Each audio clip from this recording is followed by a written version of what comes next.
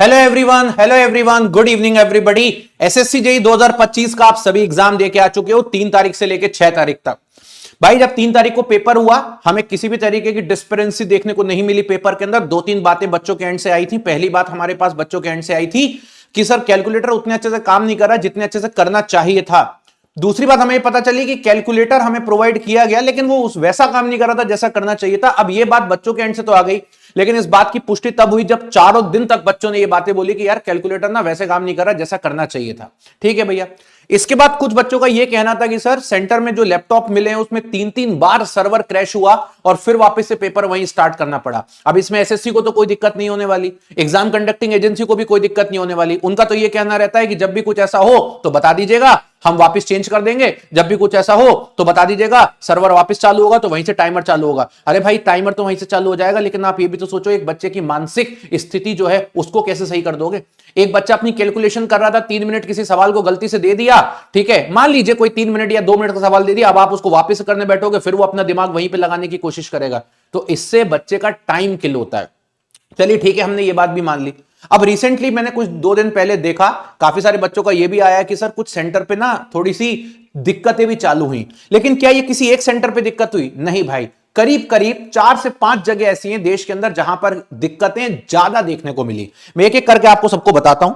सबसे पहले अगर हम बात करते हैं, ठीक है, 3 सेंटर्स पर हमें दिक्कतें देखने को मिली है। झांसी के अंदर देखने को मिली है, इटावा के अंदर देखने को मिली है और फैजाबाद सेंटर के अंदर देखने को मिली है। फैजाबाद सेंटर में बच्चों का यह कहना है कि यहां पर जितनी कैपेसिटी नहीं थी उससे ज्यादा लोगों को अलॉट कर दिया गया सेंटर। भाई ये कैसे आप कर सकते हो? ये तो आपकी सबसे बड़ी गलती मैं बोल सकता हूं कि यार है। अब ऐसी सिचुएशन में अगर जो बच्चा वहां पेपर देने गया है, अब आप उसको बोलते हो कि यार तुम तो एक काम करना, री एग्जाम करा लेंगे, दोबारा से देना, तो ये बिल्कुल ही गलत बात हो जाएगी उस स्टूडेंट के लिए भी और बाकी जो बच्चे ऑलरेडी पेपर दे चुके हैं उनके लिए भी। ये कोई आरआरबी का बोर्ड थोड़ी ना है कि किसी बच्चे ने पहले बोर्ड रखा था अब किसी एक बोर्ड का पेपर हो रहा है। भाई यहां पे तो हर बच्चे को कॉम्पीट करना है, 3, 4, 5, 6, इलेक्ट्रिकल वालों को मैकेनिकल, मैकेनिकल वालों को इलेक्ट्रिकल, सबके साथ कॉम्पीट करना है। तो ये बात देखने को मिली है फैजाबाद सेंटर के अंदर। और इसी की वजह से इसके बाद हुआ यह कि इन 25 कैंडिडेट्स को झांसी शिफ्ट कर दिया गया।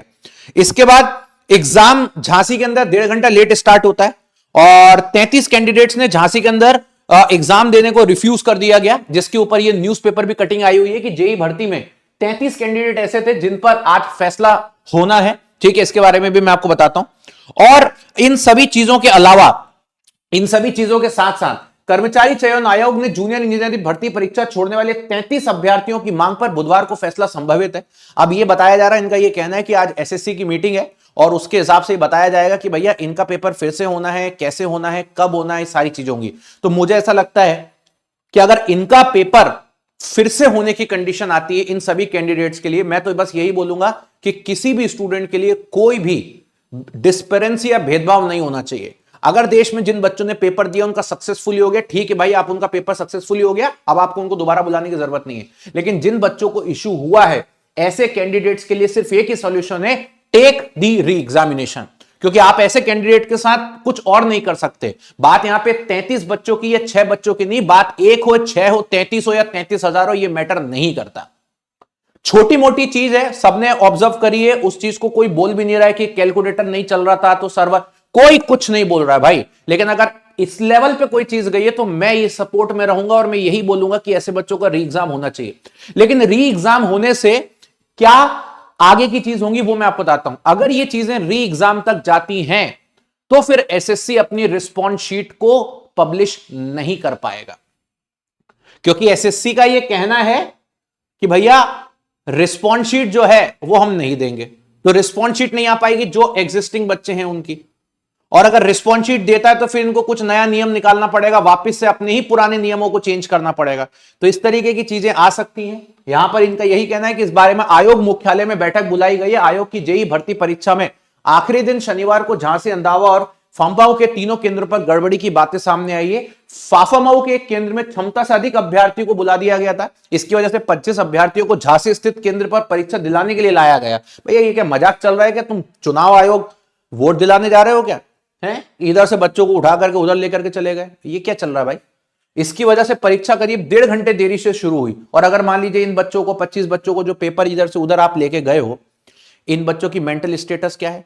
ये बच्चा घर से मान लीजिए निकला था पेपर देने के लिए कि 2 घंटे बाद पेपर खत्म होगा, उसके बाद नाश्ता करूंगा, फिर आपने 1.5 घंटा उसका वहां पर कंज्यूम करवा लिया, फिर उसकी मानसिक संतुलन वहां पे उसने पेपर दिया होगा, कैसे पेपर दे देगा वो, मैं भी नहीं पेपर दे नहीं पाऊंगा, कब उसने जाकर के खाना खाया होगा, इन सब चीजों को कौन देखेगा भाई। ये सब चीजें भी मैटर करती हैं यार। इसकी वजह से परीक्षा 1.5 घंटा स्टार्ट हुई, इसके विरोध में झांसी केंद्र के 33 अभ्यर्थियों ने परीक्षा ही छोड़ दी। ठीक है, मौके पे पहुंचे पुलिस के अफसरों को अभ्यर्थी ने ज्ञापन सौंपा है। तो मेरा इस वीडियो को बताने का मुद्दा यह है, यह बात सिर्फ इतनी सी है कि ऐसे कैंडिडेट्स के लिए मैं एसएससी से यही बोलूंगा कि आपको री एग्जाम करवाना चाहिए इन सभी कैंडिडेट्स का। भले ही आप एक दिन में एक शिफ्ट में करवाइए, लेकिन करवाइए, क्योंकि ऐसे स्टूडेंट के साथ आप ये नहीं कर सकते कि भैया हमने अपनी गाड़ी धक्का लिया, नहीं कर सकते। और अगर उसके चक्कर में आपको लगता है कि रिस्पॉन्स शीट लेट होगी, रिजल्ट डिले होगा, आपकी प्रोसेस लेट होगी, तो ठीक है यार, साल भर से तो हम देख ही रहे हैं बहुत सारे एसएससी के ऊपर इतनी सारी चीजें चल रही हैं, इतना डिले हुआ और डिले सहेंगे और क्या करेंगे। लेकिन किसी बच्चे के साथ कुछ गलत नहीं होना चाहिए, यह हर एक बच्चे का अधिकार है और हर बच्चे का एक सवाल है।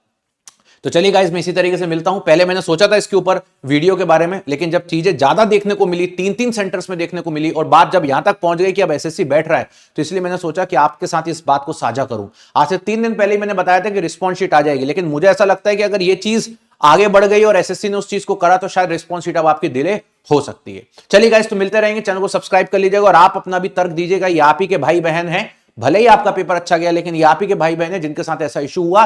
कल को ये चीजें आपके साथ भी हो सकती हैं, तो कभी भी नेगेटिव और अपने लिए सेल्फिश होकर के नहीं सोचना है कि यार मेरा तो सब सही था, मुझे तो 10 तारीख को रिस्पॉन्स शीट दो, ऐसा आपको नहीं सोचना है। चलिए गाइस, तो मिलते हैं। So thank you so much, bye bye, take care and love you everybody.